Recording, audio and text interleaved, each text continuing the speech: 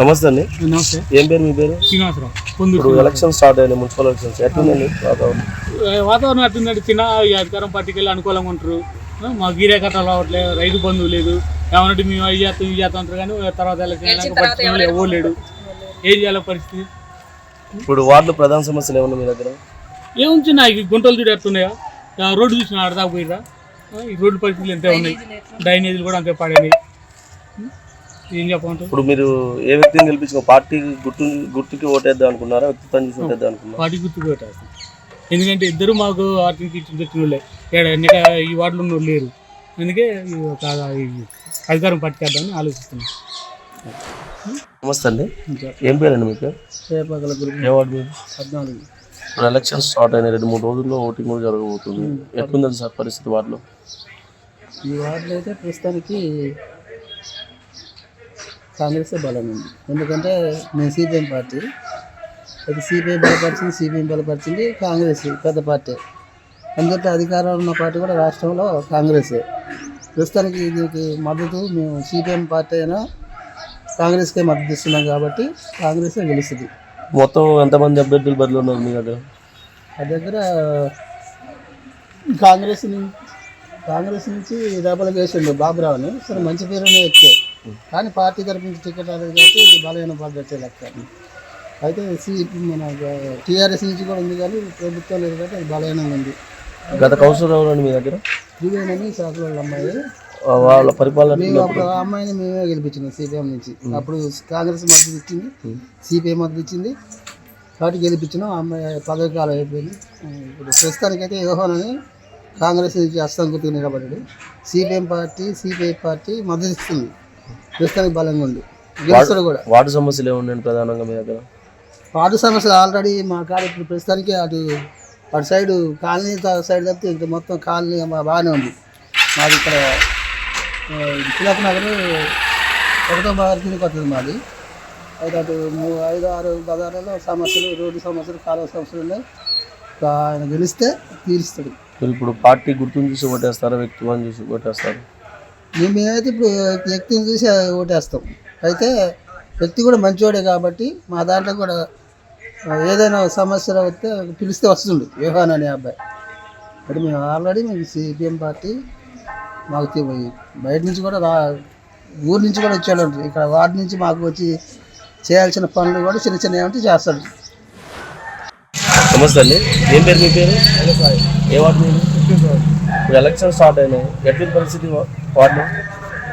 కొన్ని ఇబ్బందులే ఉన్నాయి, రోడ్లు, గుంటలు, ఈ సైడ్ కాలం డ్రైనేజ్, దోమల కడత బాగుంది. మరి గత కౌన్సిలర్ మీ దగ్గర సార్ ఎట్లుంది వాళ్ళ పరిపాలన పాటంలో? కొంచెం కొన్ని పనులు చేశారు కానీ కొన్ని పనులు చేయరు. మరి ఇప్పుడు ఎవరికి ఓటేద్దాం, ఎవరు గెలిపించుకుందాం అనుకున్నారు? వాళ్ళప్పుడు చెంత ఎందుకని? మన కాలనీ వాసులు అందరికీ తెలిసిన వ్యక్తి, పరిచయం ఉన్న వ్యక్తి, కొంచెం మంచి చెడ్డ చేసిన ఎవరు కూడా దానివల్ల ఎలా చేస్తామని మా వాటికి మంచి పనులు జరుగుతాను ఆ నమ్మకంతో గెలుపుతారని కోరుకుంటున్నాను. మరి ఇప్పుడు పార్టీ గుర్తులు చూసి ఓటేస్తున్నారా, వ్యక్తిత్వాన్ని చూసి ఓటేస్తున్నారా? ఆయన వ్యక్తిత్వానికి. నమస్తే అండి. ఏం పేరు అండి మీ పేరు? పూలరాదండి. ఏ వార్డు మీది? 14వ వార్డు. ఇప్పుడు మున్సిపల్ ఎలక్షన్స్ స్టార్ట్ అయినాయి, 2-3 రోజులు పోలింగ్ కూడా ఉంది. ఎట్లుందండి మీ వార్డు అభివృద్ధి? ఎట్లుంది? మా వార్డులో అసలు అభివృద్ధి అంటే ఏం లేదు. రోడ్లు కానీ కాలువలు కానీ ఏది లేదు. మా బోరింగ్ ఖరాబ్ అయ్యి కూడా చాలా రోజులు అయింది. దాదాపు 10-12 సార్లు మున్సిపాలిటీలు పెట్టినాం. కాలువలో కొంచెం గడ్డం కూడా పెట్టిన మున్సిపాలిటీ వాళ్ళు చెప్పినా కూడా తీసుకుపోయి తప్పితే ఈ వార్డును మేము ఉన్నామని చెప్పి చేసిన వాళ్ళు మాకు ఒక్కరు కూడా లేదు. ఇప్పుడు ప్రధానంగా ఏ సమస్యలు గుర్తించారు వార్డులో? రోడ్డు పోయాలి. మా ఇంటి ముందు రోడ్డు అసలు లేదు. పోయినసారి గెలిచిన వాళ్ళు పోతామన్నారు. ఆ రోడ్డు గత కౌన్సిలర్ సిపిఎం పార్టీ వాళ్ళు. ఎట్లుందండి అభివృద్ధి ఆ టైంలో? అసలు అభివృద్ధి మాకంటూ ఏం చేయలేదు. మా వార్డు మా ఏరియా వరకు అయితే చేయలేదు. ఇప్పుడు మీరు వ్యక్తిత్వాన్ని చూసి ఓటేద్దాం అనుకుంటున్నారా, పార్టీ చూసి? పార్టీ గురించి కాదు, వ్యక్తిని చూసి ఓటేస్తాం. నమస్తే అండి. ఏం పేరండి మీ పేరు? నా పేరు ఏ వార్డు మీరు? 14వ వార్డు. ఎట్లుందని పరిస్థితి వార్డులో? 14వ వార్డులో ఇండిపెండెంట్ అభ్యర్థికి ఎక్కువ అవకాశాలు ఎక్కువ ఉంటాయి. సమస్యలు ఏమైనా ఉన్నాయి వార్డులో? వార్డు సమస్యలు అంటే పోయినసారి గెలిచినా కానీ ఎవరు ఏ అభివృద్ధి చేయలేదు, ఏం పనులు చేయలేదు, గెలిచినట్లే ఉంది. ఈసారి మేము ఇండిపెండెంట్ అభ్యర్థిని గెలిపించుకున్నామని ఫిక్స్ అయిపోయింది. ఇంతకుముందు పోటీ చేసి ఓడిపోయింది. అనుభూతి ప్రకారం కూడా అందరూ జననాడి కూడా అందరూ ఇండిపెండెంట్ అభ్యర్థికి ఓటేద్దామని. మీరు ఇప్పుడు వ్యక్తిత్వాన్ని చూసి ఓటేద్దాం అనుకుంటున్నారా, లేకపోతే పార్టీ గుర్తుని చూసి ఓటేద్దాం అనుకుంటున్నారా? పార్టీ ముఖ్యం కాదండి మాకు. ఆ పర్సన్ ప్రజాసేవకుడు, నలుగురిలో తిరుగుతుంటాడు, ఏ సమస్య ఉన్నా ముందుంటాడు. అందుకే మేము ఆయనకే ఓటేద్దాం. నమస్తే అండి. చెప్పండి. ఏం పేరు అండి మీది? నా పేరు వినోద్ అండి. ఏ వార్డు మీది? 15వ వార్డు. 15 ఎలక్షన్ స్టార్ట్ అయినాయి, ఎట్లుందండి మీ దగ్గర? పర్వాలేదు సార్, నుంచి జరుగుతుంది ప్రచారం. సమస్యలు ఏమున్నాయి మీ వార్డులో? ఏం సమస్యలు ఇవ్వాలండి. ఇప్పుడు గెలిచే వ్యక్తి మంచిగా పనులు చేసే వ్యక్తి ఎవరైతే పనులు చేస్తారో వాళ్ళకి మేము ఓటేయాలని నిర్ణయించుకున్నామండి. ఎవరైనా పర్వాలేదు, మాకు పనులు చేయాలి, మా సమస్యలు తీరవాలి, మాకు ఏదైనా చేయాలనుకుంటే వాళ్ళు చేసి పెడితే బాగుంటుందండి. మేము ఎవరికైనా ఇష్టం వచ్చిన వాళ్ళకి ఓటేస్తాం. పార్టీ గుర్తుని చూసి ఓటేస్తారా, వ్యక్తిత్వం చూసి ఓటేస్తారా? మంచితనం కావాలి కదండి. మంచి పని చేసే వ్యక్తి అయితే ఎవరైనా కానీ వేస్తాం. ఆ పార్టీ ఈ పార్టీ అని చెప్పలేదు. నమస్తే అండి. ఏం పేరు మీ పేరు? నా పేరు రేపాకుల వెంకన్న. ఏ వార్డు మీది? 14. ఇప్పుడు ఎలక్షన్ స్టార్ట్ అయినాయి, 2-3 రోజుల్లో ఓటింగ్ కూడా జరగబోతుంది. అట్లా ఎట్లుంది పరిస్థితి ఏంటి? మేడం మేమైతే సిపిఎం, కాంగ్రెస్కి అలయన్స్ ఉంది. మేమైతే మరి కాంగ్రెస్ వీళ్ళకి వేస్తాం, ఏమన్నాకే వేస్తాం.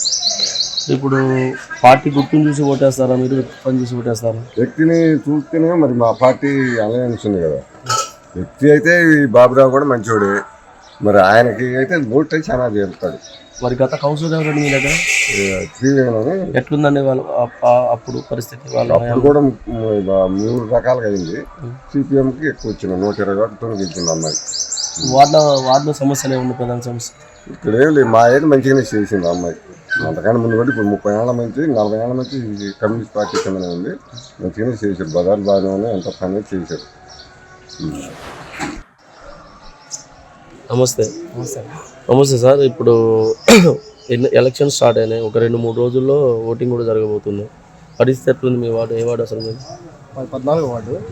14వ వార్డులో పరిస్థితి ఏముందంటే, గతంలో గెలిచిన పార్టీ చేసింది, కొన్ని పనులు చేసింది, కానీ 14వ వార్డు మెయిన్ రోడ్ పరిస్థితి వచ్చేసి కనీసం కొద్దిగా అసలు చాలా జరుగుతున్నాయి అక్కడ. ఇక్కడైనా గెలిచిన పర్సన్ ఎవరైనా సరే ముందు ఆ మెయిన్ రోడ్ ఒకటి, నెక్స్ట్ రాత్రి అయితే స్ట్రీట్ లైట్స్ కూడా చాలా ఇబ్బంది పడుతున్నారు జనాలు. కానీ ఎవరు బయటకు చెప్పుకోలేకపోతున్నారు. కానీ వాటిలో చాలా సమస్యలు ఉన్నాయి. గతంలో గెలిచిన వాళ్ళు చేసిర్రు, చేయలేదనట్లేదు. ప్రస్తుతం ఎవరు గెలిచినా సరే ప్రజలకి సహాయం పడితే చాలా. అది ఇప్పుడు ఎవరిని గెలిపించుకోబోతున్నారు వాళ్ళు? ప్రస్తుతం అది వార్డు ప్రజల చేతిలో ఉంది, మన చేతిలో. అంటే మీరు పార్టీ గుర్తుని చూసి ఓటేస్తారు, వ్యక్తిత్వాన్ని చూసి ఓటేస్తారు? ఇది స్థానిక సంస్థల ఎలక్షన్ కాబట్టి మన వ్యక్తిత్వాన్ని చూసాను. ఎందుకంటే ఏదైనా సమస్య ఉందంటే ఆ పర్సన్ ఇంటికి పోవాలి, ఆ పర్సన్ మన ఇంటికి రావాలి. సో నమస్తే అండి. ఏం పేరు మేడం మీకు? నా పేరు షేక్ రహీమా అండి. ఏ వార్డు? 15వ వార్డు. ఇప్పుడు ఎలక్షన్స్ నగర్ మోగింది, ఆల్రెడీ 2-3 రోజుల్లో ఎలక్షన్ స్టార్ట్ కాబోతున్నాయి. ఎట్లుందని పరిస్థితి వాటిలో? 15వ వార్డులో అయితే బీఆర్ఎస్ పార్టీకి మంచిగా స్పందన ఉందండి. ఎందుకంటే ఇక్కడ బీఆర్ఎస్ పార్టీ ఇంతకుముందు కేసీఆర్ గారు చేపట్టిన అభివృద్ధి కార్యక్రమాలే 15వ వార్డులో బీఆర్ఎస్ అభ్యర్థిని ఎస్టీ కావడం వల్ల ఎస్టీ అభ్యర్థి నిలబెట్టడం జరిగింది. కాబట్టి కేసీఆర్ గారు అభివృద్ధి కార్యక్రమాలే మా 15వ వార్డులో బీఆర్ఎస్ పార్టీ అభివృద్ధిని చూసి అందరూ ఓటేస్తారని భావిస్తున్నాం. వార్డులో ప్రధాన సమస్యలు ఏమున్నాయి? వార్డులో రోడ్ల సమస్య, చెత్త సేకరణ, డ్రైనేజీ సమస్యలు ఉన్నాయి. కాబట్టి వెంటనే బీఆర్ఎస్ పార్టీకి ఓటేసి గెలిపిస్తే ఈ సమస్యలు తీర్చుతారని 15వ వార్డు అభ్యర్థి చెప్పడం జరిగింది. వాళ్ళు ఒక మేనిఫెస్టో కూడా విడుదల చేయడం జరిగింది. ఆ మేనిఫెస్టోలో కూడా ప్రధానంగా ఈ సమస్యలే అభ్యర్థుల నుంచి సేకరించి ఆ మేనిఫెస్టోనే వాళ్ళ ఆధారంగా సేకరించడం జరిగింది. ఇప్పుడు మీరు వ్యక్తిత్వాన్ని చూసి ఓటేస్తారా, పార్టీ గుర్తుని చూసి ఓటేస్తారా? వ్యక్తిని, స్థానికంగా ఉండే వ్యక్తి, వార్డులో ప్రజల సమస్యలు తెలిసిన వ్యక్తి, అదొకటి. ఇంతకుముందు బీఆర్ఎస్ పార్టీ చేసిన అభివృద్ధి కార్యక్రమాలు అన్నీ కూడా మమ్మల్ని గెలిపిస్తాయని కోరుకుంటున్నాం. నమస్తే అండి. ఏం పేరు మీ పేరు? ఏ వార్డు మీది? 14. ఎట్లుంది సార్ పరిస్థితి? ఎలక్షన్ స్టార్ట్ అయినాయి. ఎలక్షన్లో అధికార పార్టీగా మన ఉత్తమ్ కుమార్ రెడ్డి గారు అభివృద్ధి ప్రదాత. మనకు అన్ని విషయాల్లో ఆయన రాష్ట్రంలో రెండో వ్యక్తిగా, ముఖ్యమంత్రిగా ఆయన ఉన్నాడు. హస్తం గుర్తు గెలుస్తుంది ఇక్కడ. దయచేసి అందరూ వార్డు ప్రజలందరికీ మా వార్డులో ఏమైనా సమస్యలు ఉన్నాయి మీ దగ్గర? వార్డు సమస్య ఇప్పుడు భగీరథ ఉన్నది, గతంలో కేసీఆర్ ఉన్నప్పుడు గుంటలు తీసేది నెక్స్ట్ మేము గెలిస్తే వ్యవహారం గెలిస్తే ఇది మొత్తం క్లియర్ కట్ అయితే అభివృద్ధి బ్రహ్మాండ జరుగుద్ది. ఎస్సీ వార్డు కాబట్టి నిధులు ఎక్కువ వస్తాయి. ఇప్పుడు 3 ఎస్సీలు పోటీ చేస్తున్నారు, ఎవరికి ప్రాధాన్యత ఉంటుంది ఇక్కడ? అంటే మేమంటున్నాం అంటే అధికార పార్టీ మాత్రమే ఓటు వేయండి దయచేసి, అభివృద్ధి జరుగుద్ది. దానికోసం మీరు ప్రయత్నం చేయండి. మీ కుటుంబాలు కావాలంటే ఇప్పటికే ఇది ఉంది కదా, సన్న బియ్యం ఇచ్చిండు, రేషన్ కార్డులు ఇచ్చిండు, ఇంకా వస్తాయి రేషన్ కార్డులు వాళ్ళకు, ఉచిత విద్యుత్తు, ఇవన్నీ కూడా ఉన్నాయి. ఈ దృష్టిలో పెట్టుకొని అందరూ ఓటేయండి దయచేసి, హస్తం గుర్తుకి. ఇప్పుడు మీరు వ్యక్తిత్వాన్ని చూసి ఓటేస్తారా, పార్టీ సింబల్ చూసి ఓటేస్తారా? అంటే ఇప్పుడు మేము ప్రస్తుతం అయితే మేము పార్టీని చూస్తాం. ఎక్కువ మంచి మా వ్యవహారం మంచి పోయాడు, అందరూ కలిసిపోతాడు, కల్పిస్తాం కూడా మళ్ళీ. ఆ విధంగా చేస్తాం. మీ వ్యాపారం అభివృద్ధి కావాలని కోరుకుంటున్నారా? అయితే వెంటనే క్యూనస్ని సంప్రదించండి. Schools, colleges, banks, shops, office promotions, land promotions, political promotions, restaurant promotions, hospital promotions, పుట్టినరోజు వేడుకలు, శుభకార్యాలు, వ్యాపారాలు ఏవైనా, సందర్భం ఏదైనా ఇప్పుడే క్యూనస్ ద్వారా తెలియజేయండి. మీ వ్యాపారాన్ని అభివృద్ధి చేసుకోండి.